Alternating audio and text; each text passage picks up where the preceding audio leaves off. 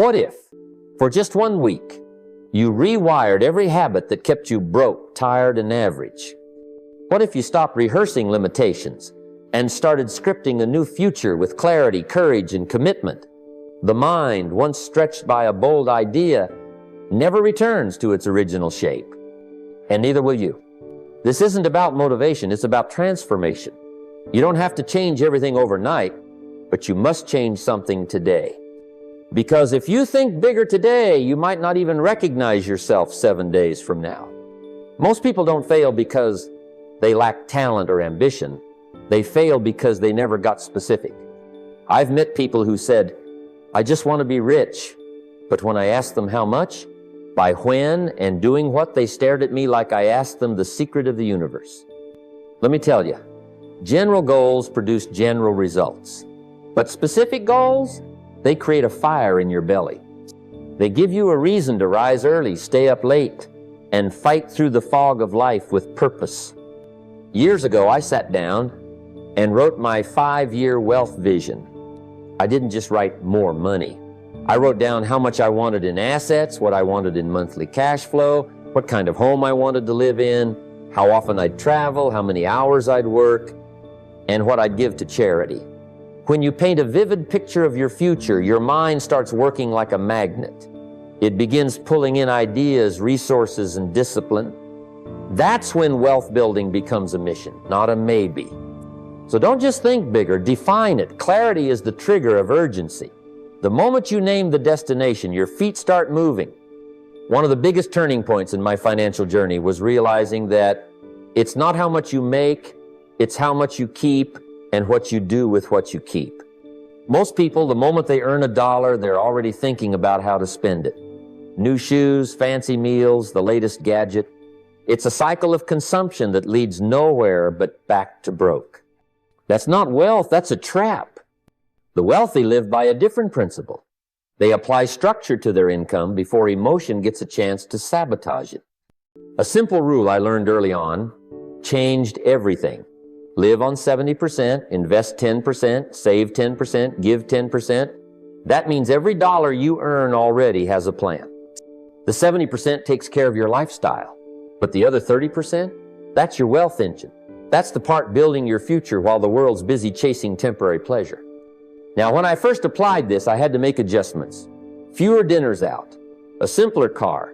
But in exchange, I started to see my savings rise, my investments grow, and my mindset shift. I was no longer just consuming wealth, I was creating it. And once you feel that momentum, you'll never go back. I used to wake up just in time to start the day, rushed, reactive, already behind, and that's how many live, always responding, never leading. But here's the truth. Your first hour sets the tone for every hour that follows. If you wake up late and scattered, your whole day will feel like a catch-up game. And wealth doesn't grow in chaos, it grows in clarity. So I made a decision, rise an hour earlier. And not just to sip coffee and scroll the news. No, I started journaling. I reviewed my goals. I asked myself simple questions. What matters most today? What steps can I take toward my 5-year vision? I stopped reacting to life and started planning it one quiet morning at a time. There's something sacred about those early hours, before the world demands your attention. It's your time to lead your mind before it gets hijacked, to reinforce your purpose, to write your strategy, and to remember why you're building wealth in the first place. I found that when you own your morning, you begin to own your results. Power doesn't come from luck, it comes from structure. And your structure starts the moment your feet hit the floor. I remember a time when I'd sit with my friends and we'd all do the same thing, complain. Complain about taxes, bosses, the economy, the weather. If it wasn't one thing, it was another. And we thought we were being smart, being aware, being realistic. But in truth, all we were doing was rehearsing our powerlessness. And you can't build wealth in the same mindset that justifies your limitations. Then one day, someone asked me a question that stopped me cold. Asterisk. What if your life is the result of your own design, your own choices? Asterisk. That question changed everything. Because once you accept that, your income, your outcomes, your calendar, your habits, your relationships, they're yours. That's when you start taking control. That's when the shift happens from victim to architect. Now, I don't say that to blame life throws storms, I get that. But even in storms, some build shelter and others complain about the rain. Wealth doesn't come to those who explain why they can't. It comes to those who decide they will, decide to learn, decide to pivot, decide to grow. The day I stopped blaming was the day I started building. And that's the only direction wealth ever shows up, in the hands of builders. When I first started on my journey, I didn't track a single dollar. I thought, why bother? I already know I don't have much. But that thinking was the first mistake. Because when you don't measure, you don't manage, and when you don't manage, money slips through your fingers like water through an open hand. The habit of avoiding financial tracking is one of the most expensive habits you'll ever keep. Then I met a mentor who taught me a different principle. Wealthy people know where every dollar lives, works, and multiplies. That hit me. So I started what I now call a wealth tracker. Every day I jot down what came in, what went out, and how my net worth moved. At first it was just a few entries. But something magical happened. I began to care more. I began to notice patterns. I stopped impulsive spending. I caught unnecessary fees. I found leaks in my budget. And as I tracked, my confidence grew. Now, tracking is not glamorous, but neither is being broke. It's a quiet discipline that builds loud results. You can't grow what you don't see. Start measuring your money like your life depends on it, because your future absolutely does.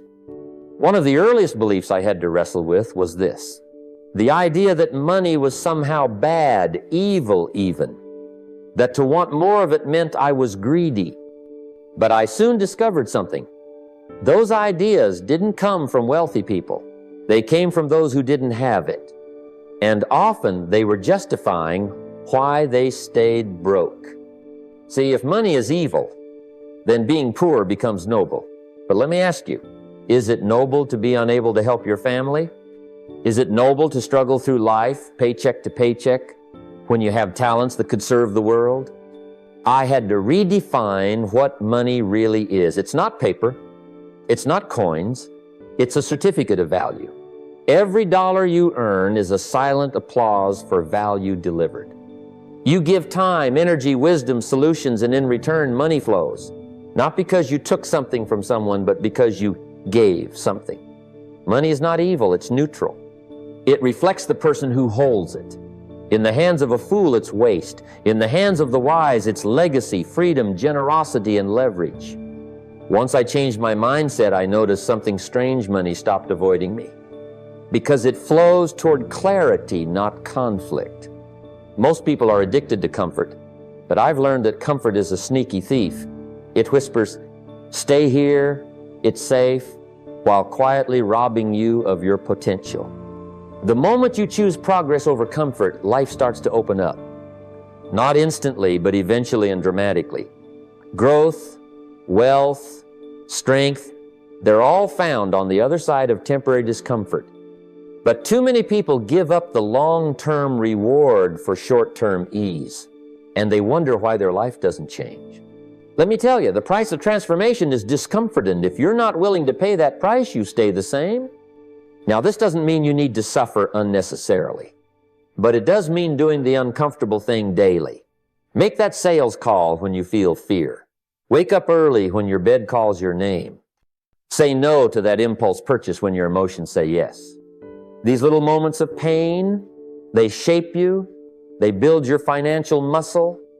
The wealthy become wealthy because they've trained themselves to endure what most people run from.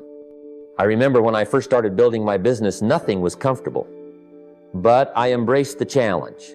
I knew that short-term pain was the tuition for long-term freedom. Most people say they want to earn more, but they leave it to chance. They wait for opportunities to come knocking instead of building the door. And that's the habit we've got to break. The old routine of showing up, doing what's expected, and clocking out won't build wealth. If you're not setting aside time every day to create income, you're just hoping it shows up. And hope is not a wealth strategy. Every day, you've got to put at least one income-producing activity on your calendar. Just one. It might be a sales call, a pitch, a follow-up, an offer, a meeting with a potential client, or even writing a piece of content that drives traffic to your business. But something has to move the money needle forward. When I was first getting started, I didn't have fancy strategies. I had a pad of paper, a pen, and the discipline to make the next call. And one call turned into a sale. One sale turned into momentum. And momentum turned into a life I couldn't have dreamed up when I started. You don't need to overhaul your life overnight. But you do need to take action daily, because daily action, multiplied by time, builds unstoppable results. Most people are trapped in the cycle of active income trading time for money, hour by hour, day after day. Now, there's nothing wrong with honest work. But if your entire wealth plan depends on how many hours you can stay awake, you'll always hit a ceiling. There comes a point when time runs out, energy runs low, and you realize you've built a life of income, but not a life of freedom. The shift begins when you start thinking like an architect, not a laborer. When you begin asking, how can I build something once and let it pay me forever? That's the power of passive income. I remember when I first created something that paid me even while I was on vacation, a product, a system, a structure. I thought, this is the game changer. That's when I truly began to understand leverage. It's amazing how many people want to change their financial life without changing the information they feed their mind. See, you become what you consistently consume. And the old habit of ignoring reading, especially the right kind of reading, is costing people millions in lost ideas, missed opportunities, and untapped potential. One conversation, one page, one line in a book, it can be the catalyst that transforms everything. When I was first getting serious about success, I was introduced to the idea that the book you don't read won't help. And that stuck with me. So I started with just 10 pages a day. Not a mountain of reading, just a manageable daily dose. I read books on wealth, habits, philosophy, strategy, character, anything that could help me grow. And I can't count how many times I paused mid-page and said, that's it. That's the missing piece. It's not about finishing 100 books a year. It's about finding that one idea that shifts the way you think and therefore shifts the way you live. One idea, absorbed and applied, can make you unrecognizable a year from now. So build the habit, 10 pages a day. That's all it takes to rewire your future. One of the most expensive habits is letting feelings dictate your financial decisions. I've seen it too many times. A stressful day leads to impulsive shopping. A moment of excitement leads to an unnecessary purchase, and before you know it, you're paying for emotions you no longer feel. The danger? Feelings are temporary, but financial consequences can last for years. Wealthy people don't leave money decisions to moods. They use structure. They use systems. One of the most important shifts I ever made was putting emotion in the back seat and letting strategy drive. That's where budgeting comes in, but not the kind of budgeting that feels like punishment. I'm talking about intentional spending, knowing where every dollar is going before it even hits your account. Automation is another powerful weapon. Automate your savings, your investments, your giving so you're not deciding each month whether or not to do the right thing. The right thing just happens. That's how you make discipline effortless. You see, when your money decisions are automated, you're free to feel without financially bleeding for it. That's maturity, that's wisdom, and that's what builds lasting wealth. Excuses are seductive. They give us permission to stay the same while blaming everything else. I didn't grow up with money. The economy is bad. No one taught me this. But let me tell you, excuses may comfort you in the moment, but they cost you your future. I've learned that wealth doesn't ask if you had a head start. It asks, what are you doing with the time, the tools, and the potential in front of you right now? If you don't have money, don't explain, I'd replace it. Replace the story with a skill. Replace the excuse with education. There are skills in today's world that can move you from paycheck to paycheck into financial leadership in a matter of months if you treat them seriously. Marketing, copywriting, sales, investing, consulting, coding, these aren't just buzzwords. They're doorways. And they're open to anyone willing to learn, practice, and apply. Now, no one's saying it's easy. It takes study. It takes failing a few times. It takes showing up when your old self would have quit. But when you develop a skill that solves real problems, people will pay for it. And not just once again and again. That's when everything changes. You stop asking, can I afford it? And start asking, how many clients do I need to serve to create it? The language shifts. The posture shifts. You don't beg money to come, you call it.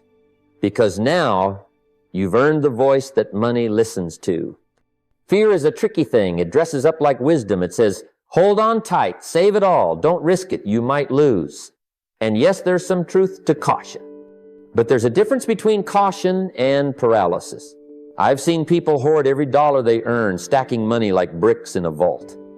And yet year after year, their financial life doesn't grow, it just stagnates. Why? Because money, like water, needs to flow or it starts to rot. Wealth isn't built by burying your seed in the ground, it's built by planting it. Not foolishly, not recklessly, but strategically.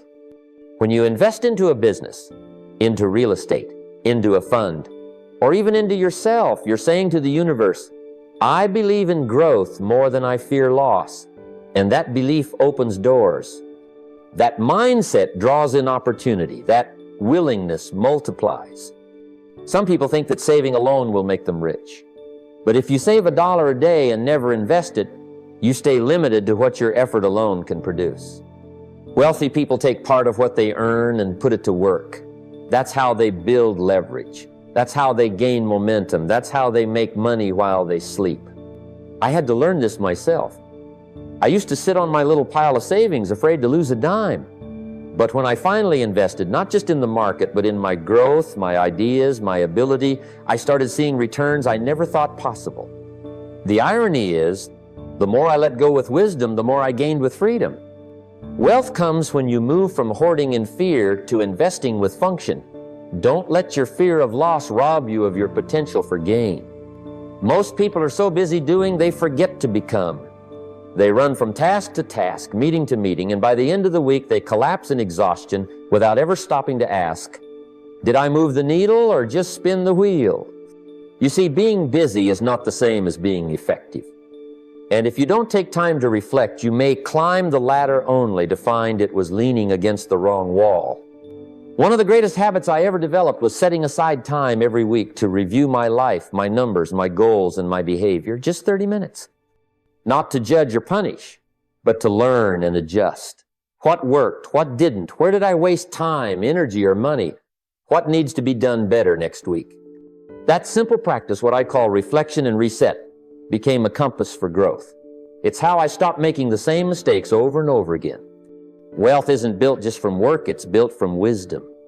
And wisdom grows when you slow down long enough to notice what's really happening. Some of my biggest breakthroughs didn't come from a seminar or a book. They came from silence, from sitting with a journal and asking honest questions, from stepping back to look at the bigger picture. You want to know how the wealthy keep getting wealthier?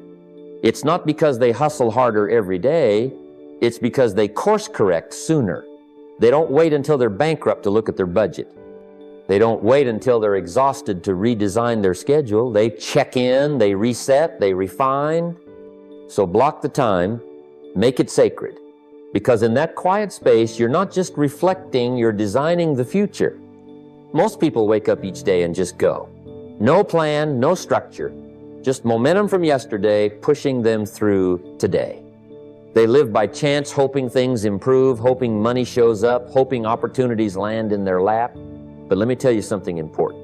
Chance is not a strategy, and hope is not a financial plan. Real change, lasting, powerful, identity-shifting change comes When you start living by design, that means you don't just drift through the week, you architect it. You sit down and design your habits. You don't leave your time to chaos, you assign your hours a purpose. Your calendar becomes your tool for freedom, not a cage of obligations. When you live by design, you decide when you wake, what you feed your mind, when you move your body, when you build your business, and when you rest. And then it gets even more exciting because you also design your income. That means you decide what streams of income you want and you reverse engineer them. You want to earn an extra $2,000 this month? Break it down. What needs to happen this week? What needs to happen today? Suddenly, you're not hoping for more, you're building more. You're not stuck in reaction mode, you're living on purpose. See, when you live by design, the future doesn't surprise you, it reflects you. It mirrors the plans you planted, the habits you chose, the decisions you made when nobody was watching. And here's the best part. When you change your design, you change your destiny. That's not poetis, it's practical. Because the truth is, the moment you stop living by default and start living by design, you don't just change a week, you change who you are. And that, my friend, is where your wealth journey truly begins. So here we are at the edge of a decision. You've seen the habits that keep people broke, and you've seen the shifts that make people wealthy. Now, the question is not, can you change? The question is, will you? Because transformation doesn't wait for perfect timing, it waits for intention. And intention followed by disciplined action is what turns invisible dreams into visible results.